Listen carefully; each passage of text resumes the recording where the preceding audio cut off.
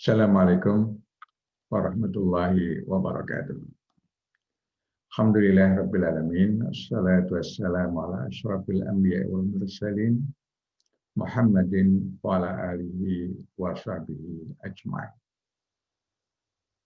Amma ba'd.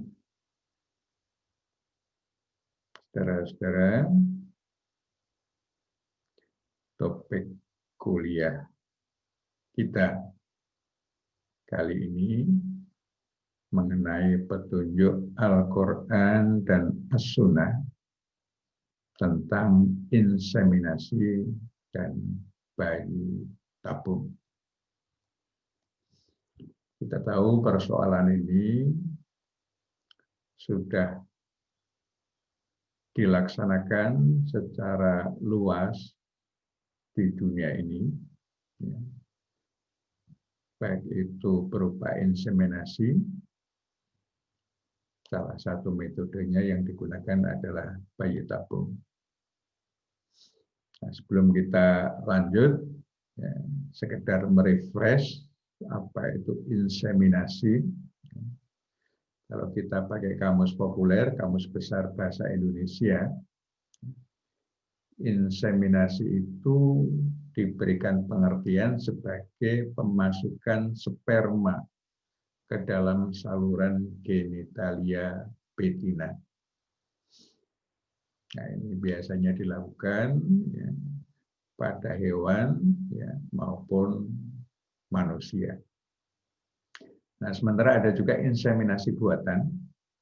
Inseminasi buatan ini merupakan penempatan sperma ke dalam uterus atau kandung telur yang dilakukan dengan bantuan manusia.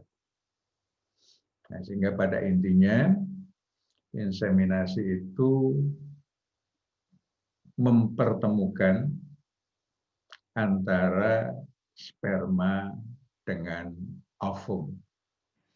Itu inti dari inseminasi. Bagaimana sperma dan ovum ini bisa ketemu sehingga terjadilah apa yang disebut dengan pembuahan atau konsepsi. Nah, inseminasi buatan pada manusia itu biasanya dilakukan untuk mengatasi masalah infertilitas.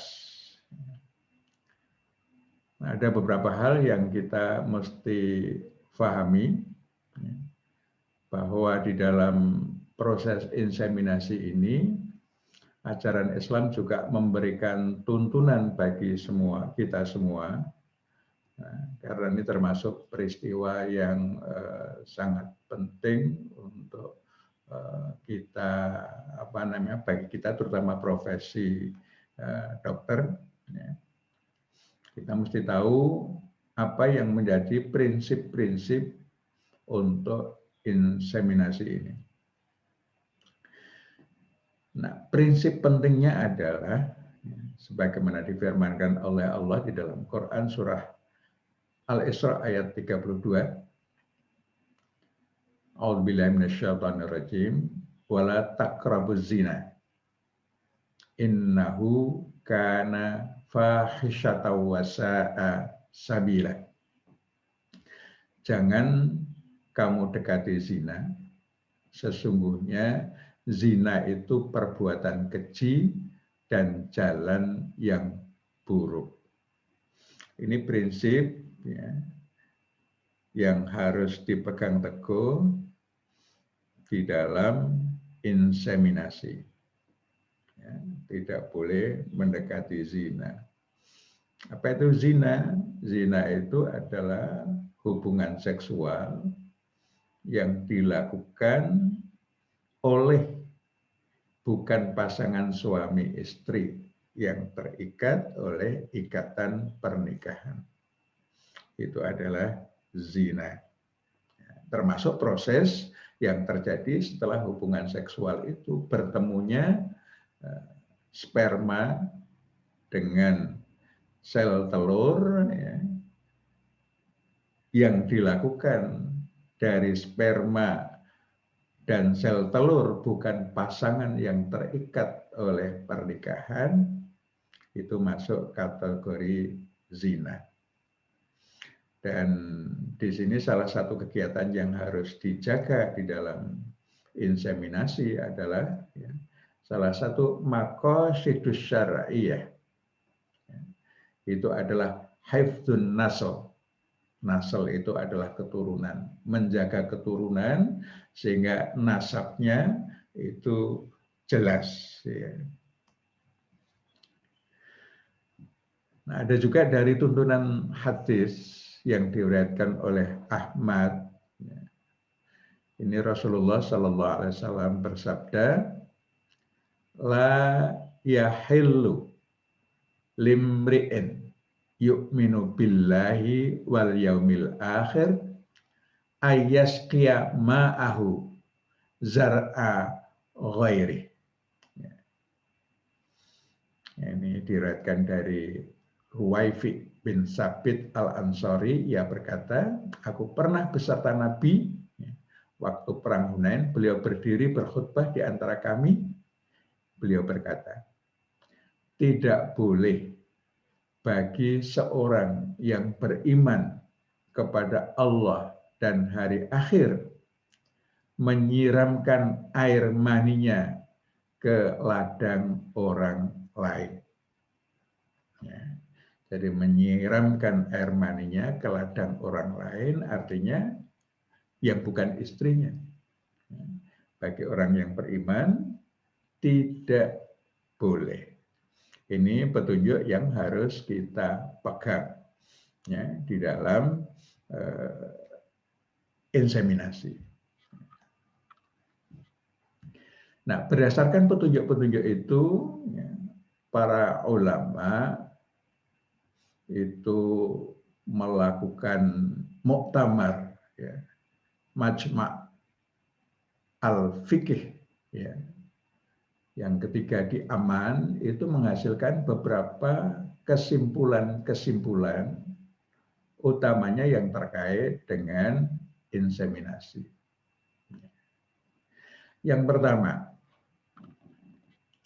5 langkah diharamkan yang disebabkan bercampurnya nasab, hilangnya naluri keibuan, dan lain-lain larangan syar'i.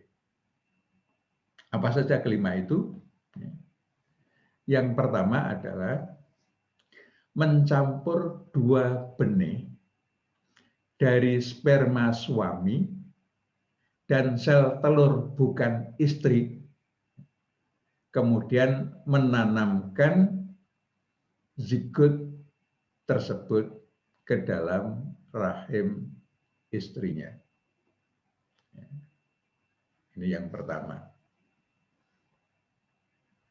Tidak boleh mengimplantasikan ke rahim istrinya pembuahan dari sperma suami dan ovum bukan istri. Biasanya kalau dalam proses nanti bayi tabung, itu kan kemudian lewat rekayasa tertentu, setelah siap diimplantasikan, bisa diimplantasikan ke dalam rahim. Yang kedua, mencampur 2 benih dari sperma bukan suami dan sel telur istri, kemudian menanam hasil percampuran tadi ke rahim istri. Jadi ovumnya punya istri, spermanya bukan suami. Ini tidak boleh ditanamkan di dalam rahim istri. Yang ketiga, mencampur 2 benih dari sperma suami dan sel telur istri. Ini percampurannya dari sperma suami, sel telur istri, kemudian menanamkannya ke dalam rahim bukan istri. Titip, ya. Titip kepada wanita lain untuk mengandung anaknya. Ini tidak boleh. Ya. Yang keempat, mencampur 2 benih dari sperma bukan suami dan sel telur bukan istri, kemudian menanamnya ke rahim istri. Ya. Jadi istrinya hanya ketempatan. Ya. Ini juga tidak boleh. Nah, yang kelima, mencampur 2 benih dari sperma suami dan sel telur istri, kemudian menanamkannya ke istrinya yang lain. Ini bagi mereka yang ta'adud, ya, atau punya istri lebih dari 1, ya, tidak boleh dititipkan pada rahim istri yang lain, meskipun itu istrinya. Ini 5 larangan, ya, berdasarkan keputusan Muktamar Majma' al-Fiqh ketika di Amman. Kemudian Muktamar juga memutuskan yang boleh. Apa saja yang boleh? Ada 2. Yang pertama, mengambil benih dari sperma suami dan sel telur istri, lalu menyempurnakan pembuahannya di luar rahim, kemudian menanamkannya di dalam rahim istri. Ini lewat teknologi bayi tabung, ya, di mana sperma suami diambil, ovum istri diambil, dicampurkan, ya, lewat rekayasa tertentu, ya, kemudian ditanamkan di dalam rahim istri. Ini boleh. Yang kedua, mengambil benih dari sperma suami, lalu memasukkannya ke dalam vagina istri. Jadi langsung, tidak ada rekayasa di luar tubuh, ya. Ini langsung dimasukkan. 2 ini yang diperbolehkan, ya, di dalam proses inseminasi. Nah, saudara-saudara sekalian, kita tahu saat ini di dunia ini ada mengenal metode-metode, ya, untuk inseminasi yang sekarang luas merata, ya, dan di Indonesia sudah banyak klinik-klinik bayi tabung ini. Ya. Di Indonesia sudah banyak, ya, klinik-klinik bayi tabung. Ya, Muhammadiyah juga sudah ada beberapa rumah sakit yang melayani klinik bayi tabung. Apa itu bayi tabung? Ya, bayi tabung merupakan salah satu metode inseminasi buatan di mana hasil pembuahan yang berupa zigot ditempatkan dalam tabung sampai tahap tertentu, kemudian diimplantasikan di dalam rahim. Ini biasanya dilakukan, ya, pada pasangan suami istri yang infertil, jadi yang kesulitan untuk mendapatkan keturunan dengan cara-cara hubungan seksual yang biasa. Ini bayi tabung. Muhammadiyah sudah membahasnya sejak lama. Ya, kalau saya tidak salah itu tahun 70-an 8, ya. berarti sudah lebih dari 40 tahun yang lalu membahas tentang bayi tabung ini. Yang kesimpulannya ya, itu boleh sepanjang tadi seperti yang diperbolehkan oleh Majma' Ulama tadi. Ya, ini. Jadi sepanjang dari suami istri yang sah dan diletakkan pada rahim istri yang mempunyai ovum tadi, maka mafi muskilah, boleh, ya, boleh dilakukan. Nah, para mahasiswa sekalian, di dunia ini kita mengenal ada beberapa metode terapi infertilitas. Ada yang in vivo, ada yang in vitro. In vivo itu langsung di dalam tubuh.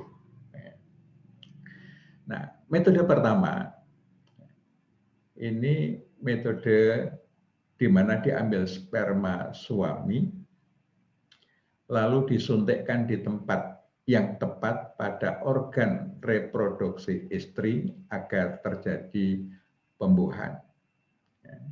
Dilakukan apabila suami tidak mampu melakukan penetrasi penis ke vagina istrinya. Ini biasanya dilakukan kalau sperma suaminya bagus, ya, tetapi ada gangguan ereksi sehingga tidak bisa penetrasi. Ini bagaimana pandangan Islam? Ya, berdasarkan prinsip-prinsip tadi, maka metode yang pertama ini boleh. Ya, jadi metode pertama in vivo boleh dilakukan. Kemudian metode yang kedua, ini masih in vivo, diambil sperma pria bukan suami. Sperma bukan suami ini kalau di negeri-negeri Eropa, negeri-negeri non-Muslim itu sudah banyak yang memiliki bank sperma. Dari bank sperma itu ya seseorang yang pengen hamil bisa dia minta dari bank sperma untuk disuntikkan sperma. Yang nggak tahu itu punya siapa. Ya, yang jelas bukan suaminya. Kemudian disuntikkan ke organ reproduksi istri, lalu terjadi pembuahan secara internal. Metode ini biasanya digunakan bila suami infertil tidak mengandung sel sperma, sehingga tidak bisa dilakukan rekayasa. Metode ini banyak juga dilakukan di dunia. Bagaimana pandangan Islam? Ini tidak boleh, karena ini seperti zina dan akan merusak nasab.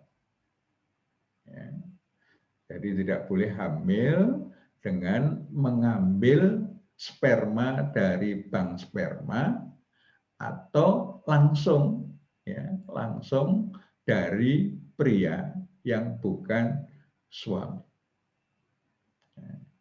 Metode kedua in vivo ini haram, tidak boleh. Selanjutnya metode yang ketiga, ini metode in vitro, diambil sperma suami, sel telur dari ovarium istri, lalu diletakkan di dalam cawan Petri di laboratorium, sehingga sperma suami membuahi ovum istri. Setelah menjadi embrio, pada saat yang tepat, kemudian dipindahkan ke rahim istri. Metode ketiga ini, spermanya dari suami, kemudian ovumnya dari istri, masing-masing diambil di laboratorium, itu kemudian dipertemukan, terjadi embrio pada saat yang tepat, kemudian diimplankan, ya, diimplantasikan, ditanamkan di dalam rahim istri. Metode ketiga ini bagaimana pandangan Islam? Ya, boleh. Dan ini banyak sudah dilakukan. Ya. Kemudian metode yang keempat, ini juga in vitro, diambil sperma suami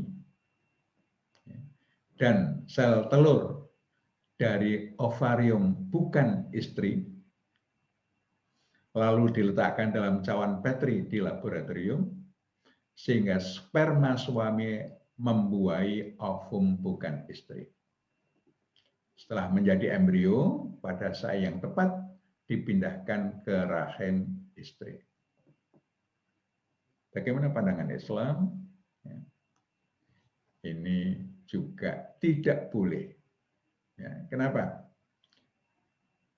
Jadi ovumnya bukan istri. Ini seperti perzinahan juga, mengacaukan nasab. Ya. Meskipun kemudian nanti yang mengandungnya adalah istrinya yang sah, tapi bibitnya dari wanita bukan istri. Metode yang kelima, ini juga in vitro, masuk bayi tabung tadi, sperma bukan suami, sel telur dari ovarium bukan istri, lalu diletakkan dalam cawan Petri di laboratorium sehingga terjadi pembuahan. Setelah menjadi embrio, pada saat yang tepat dipindahkan ke rahim istri. Baik sperma maupun ovum dari orang lain, ya, tapi kemudian ditanamkan di istri. Ya, jadi istri ini menjadi penitipan, ya, dari embrio punya orang. Bagaimana pandangan Islam? Tidak boleh. Ya, tidak boleh. Metode keenam, diambil sperma suami, sel telur dari ovarium istri, ya, lalu diletakkan dalam cawan Petri di laboratorium hingga terjadi pembuahan. Setelah menjadi embrio, pada saat yang tepat dipindahkan ke rahim istri. Sperma suami, ovum istri, ya, kemudian dilakukan proses pembuahan in vitro. Setelah jadi embrio, diimplantasikan ke rahim istri. Ya, ini semua syarat pernikahan sudah terpenuhi, maka metode yang keenam ini boleh. Ya. Metode ketujuh, masih in vitro, sperma dan ovum dari pasangan suami istri, ya, jadi spermanya dari suami, ovumnya dari istri, lalu diletakkan dalam cawan Petri di laboratorium sehingga terjadi pembuahan. Setelah menjadi embrio, pada saat yang tepat dipindahkan ke rahim istri yang lain.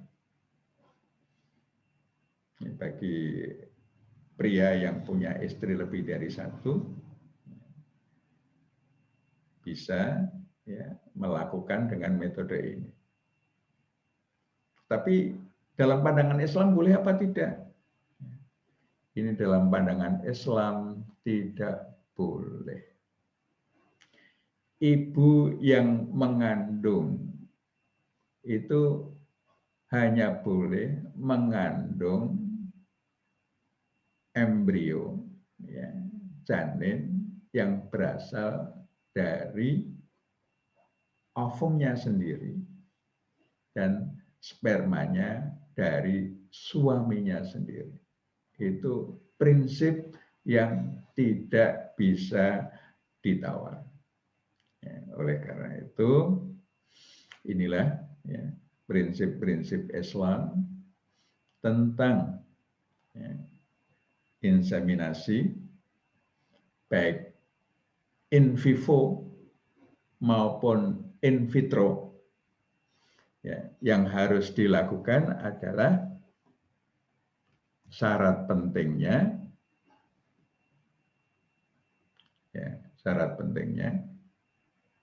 sperma harus dari suami, ovum dari istri, dan ditanamkan di dalam rahim istri yang memiliki ovum itu. Ini prinsip yang tidak bisa ditawar, sehingga nanti kalau Anda ada yang ingin melanjutkan spesialisasi di bidang upskin, prinsip ini harus Anda pegang teguh, bisa melakukan inseminasi sepanjang sperma dari suami, ovum dari istri, dan ditanamkan di dalam rahim istri yang memiliki ovum itu. Kemudian bermanfaat dan Allah ya majma'in. Nasra minallah fathun qarib. Assalamualaikum warahmatullahi wabarakatuh.